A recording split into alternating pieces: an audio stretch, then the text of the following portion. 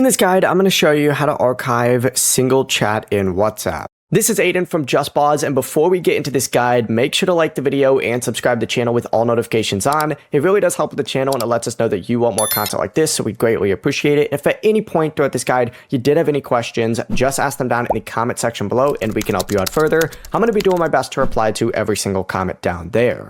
Begin by opening up WhatsApp and finding the conversation it is that you want to archive. From the main chat screen, you can either press and hold down on the chat until you see all those options appear, or what you can also go ahead and do is just swipe to the left and you can select archive from here, or you can select more and then archive. There's a bunch of different ways to do it.